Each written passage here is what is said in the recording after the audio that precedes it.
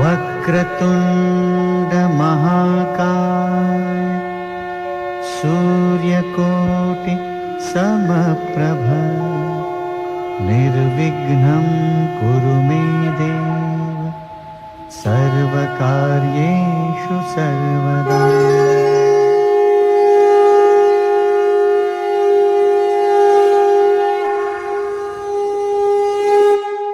जय माँ इंद्राक्षी, जय अम्बे।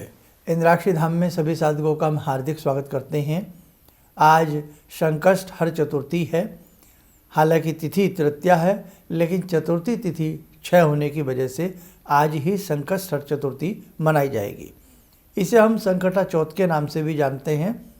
और भगवान श्री गणपति की पूजा, भगवान श्री गणपति की आराधना हमें कष्टों से शीघ्र दूर करती है।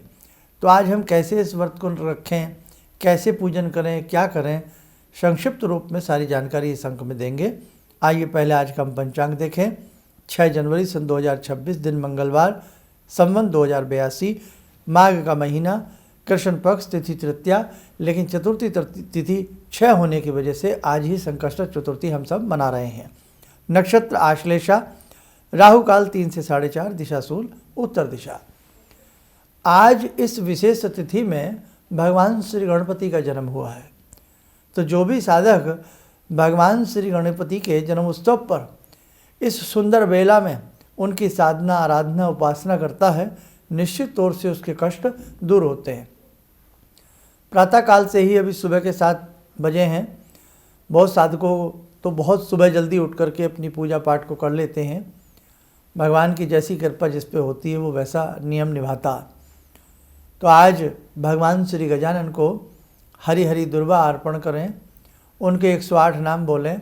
और जो साधक 14 दिसंबर के पूजन में आए थे, उसी प्रकार से जैसे आपने वो फूल चावल चढ़ाए, उसी के साथ एक दुर्वा और जोड़ लें। एक एक नाम गणपति का बोलते जाएं। सबसे पहले भगवान श्री गजानन का पंचोपचार धूप दीप फल फूल से पूजन करके उनको प्रणाम करें। उन्हें आवाहित रूप में महसूस करें कि भगवान श्री गजानन आपके पूजा द्वार में पहुंच चुके हैं, आपके घर में उनकी उपस्थिति हो चुकी है। सुंदर विनीत भाव लेते हुए पंचोपचार पूजन करने के उपरांत उनके 108 नामों से एक एक दुर्वा फूल चावल उनके श्री चरणों में अर्पण करते चलें। उसके बाद उनका प्रिय मंत्र ओम गंग गणपतये नमः, इस मंत्र की 1, 3, 5, 7, 21 माला जितनी आप करना चाहें उतनी आप करें। आपके पास श्वेतार्क के गणपति हों तो उनको सिंदूर आदि का लेपन करके, गोघृत मिला करके उनका विधि विधान से पूजन करें। आज के दिन भगवान श्री गणपति का किया गया पूजन वास्तव में जन्म जन्मों के पापों को उतार देता है। साथ ही मोदक प्रिय हैं, इसलिए आज के इस विशेष पूजन में तिल के लड्डू उनको अर्पण किए जाते हैं। अब तिल गर्म भी होता है, मौसम थोड़ा ठंडी का भी होता है, और उसी के साथ साथ दिन भी धीरे धीरे तिल तिल बढ़ना प्रारंभ हो जाते हैं।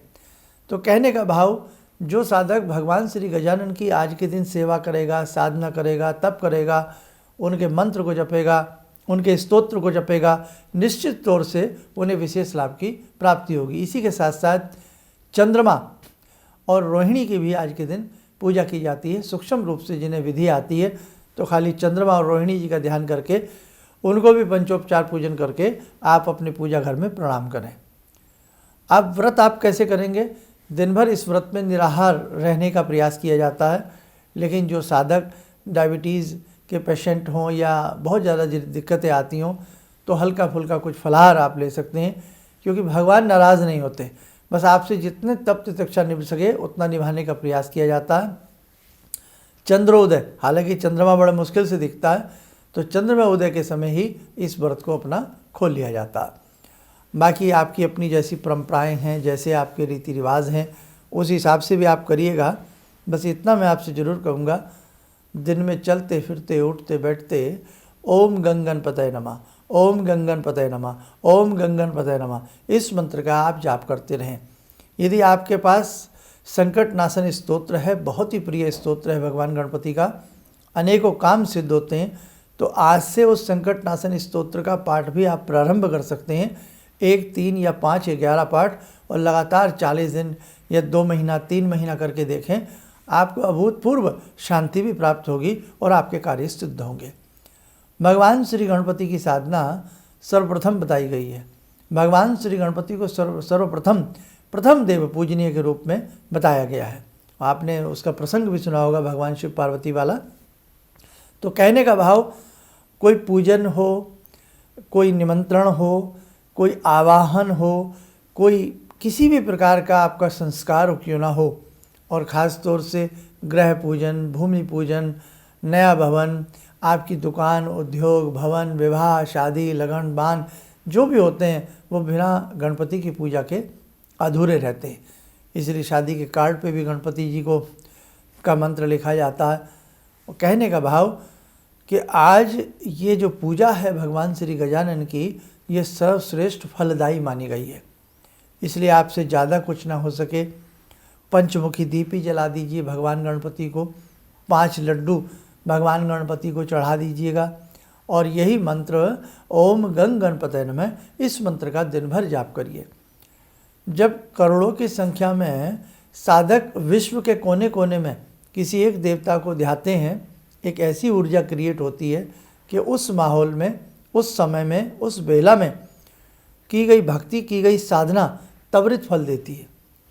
इसलिए ध्यान रखना, आज जो भी भगवान श्री गणपति को ध्यावेगा सुंदर तरीके से, बहुत लोग तो अभिषेक भी करते हैं गणपति का, उनको पंचामृत से स्नान कराते हैं, उसके बाद शुद्ध जल से स्नान कराने के उपरांत तिलक आदि, धूप, दीप, अक्षत, फूल, चावल चढ़ा करके बहुत सहविधि के साथ उनकी पूजा करते हैं। तो जैसा भी आपसे बन पड़े आप करिएगा ज़रूर। आप किसी भी देवी देवता की पूजा करते हो, लेकिन भगवान श्री गणपति की पूजा सर्वप्रथम हमें करनी ही पड़ती है। इसलिए आज के दिन से वंचित ना रहें। जो साधक हमारा अभी सुबह का कार्यक्रम देख रहे हैं, हो सकता हो आप सुबह ना कर पाए हों, शाम के समय आप गणपति की पूजा कर लें, आप 3 बजे के बाद गणपति की पूजा कर लें, आप रात्रि में ही सही गणपति की पूजा कर लें, लेकिन वो विघ्न विनाशक हैं, शांत स्वभाव के देव हैं। इसलिए जितना आपसे बन पड़े आप करने का प्रयास ज़रूर करना। ऊपर से नए साल की चढ़ती बेला है ना, अभी कितने दिन बीते हैं, है ना, आज 6 तारीख है, तो कोई लंबा समय तो बीता नहीं है, 5 दिन बीते हैं। नए साल की शुरुआत में ही भगवान गजानन की अच्छी पूजा हो जाए, सुंदर पूजा हो जाए, तो इस साल का श्री गणेश ही अच्छा हो जाएगा, जीवन का श्री गणेश प्रारंभ हो जाएगा।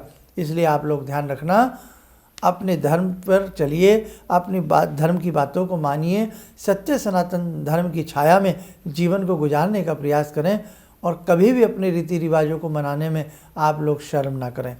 आप देखें, पाश्चात्य देशों के लोगों को देखें, सभी अपने अपने धर्म को या जो भी जिसे वो मानते हैं बहुत अच्छे से करते हैं, शर्म नहीं करते हैं। लेकिन कई बार हमारे अपने ही लोग पूजा पाठ में शर्म भाव महसूस करते हैं, मंदिर नहीं जाएंगे, पूजा नहीं करेंगे, तिलक नहीं लगाएंगे।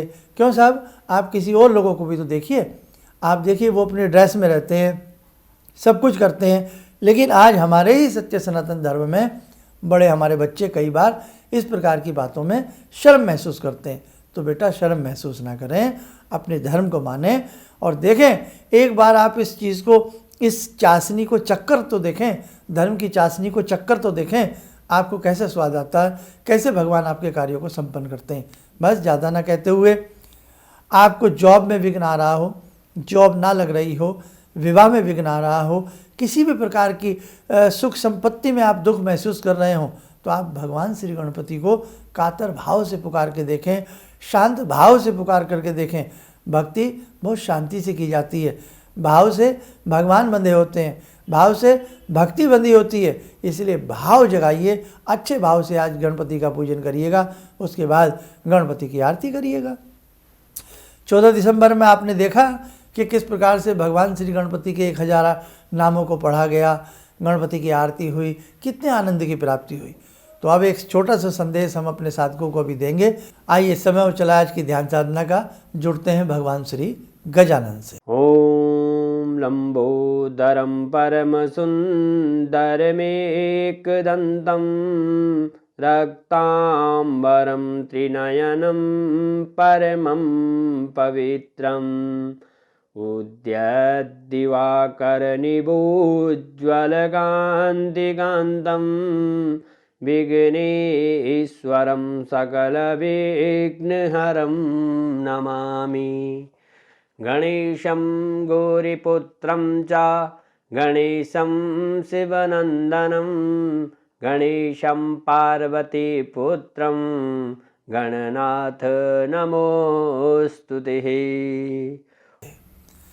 कवच बना लें, ध्यान करें, गणपति का शुभ आशीष हम सबके ऊपर बरस रहा है।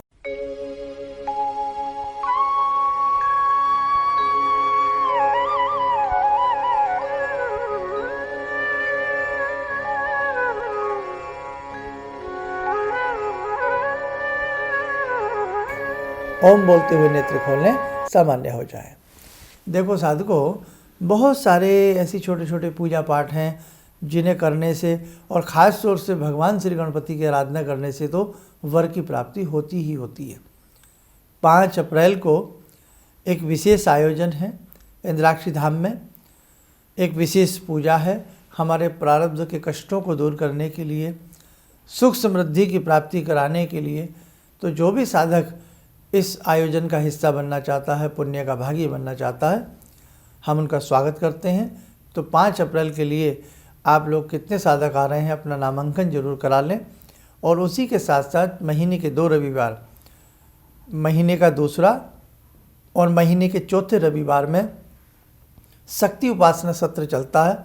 इसमें भगवती की शक्ति उपासना के कुछ भेद आपको बताए जाते हैं और उसी के साथ साथ जगदम्बा की स्तुति की जाती है, ताकि आप सबके ऊपर जगत जननी जगदम्बा की कृपा आपको मिले। जो भी वहाँ पहुँचे उसको भगवती का शुभ आशीष प्राप्त हो और उसके कार्य बने, सुख समृद्धि उसके घर में आए, स्वास्थ्य का लाभ उसे प्राप्त हो। तो ध्यान रखना, इस बार अभी 11 जनवरी का ये शक्ति उपासना सत्र है, इसके बाद 25 जनवरी का शक्ति उपासना सत्र है और फिर 5 अप्रैल का बड़ा और विशेष पूजन रहेगा। चलिए, आप सब लोग स्वस्थ रहें, सुखी रहें। इन्हीं शुभकामनाओं के साथ हम अपनी वाणी को विराम देते हैं। जय जय अम्बे, जय जय गजानन। भगवान से जुड़ो और भगवान को से जुड़ने का जरिया आपने बताया, बहुत अच्छा लगा, बहुत धन्यवाद। और सनातन धर्म को जिंदा रखने के लिए आप जो प्रयास कर रहे हैं बहुत सराहनीय है। हम लोग को मौका मिला है, हम लोग भाग्यशाली हैं जो आपके करीब आने का हम लोग को मौका मिला है। किसी भी समस्या के समाधान के लिए मिले प्रसिद्ध हस्तरेखा एवं वास्तु विशेषज्ञ प्रोफेसर धर्मेंद्र शर्मा जी से। नोट: शिविर में भाग लेने हेतु एवं व्यक्तिगत रूप से मिलने के लिए कॉल करने का समय सुबह 10 बजे से शाम 6 बजे तक। हमारे विभिन्न ज्ञानवर्धक कार्यक्रम देखने के लिए आप हमें अभी सब्सक्राइब करें, बेल आइकन को प्रेस करें ताकि आप देख सकें हमारा कार्यक्रम सबसे पहले। और अधिक जानकारी के लिए फेसबुक पेज को लाइक करना न भूलें।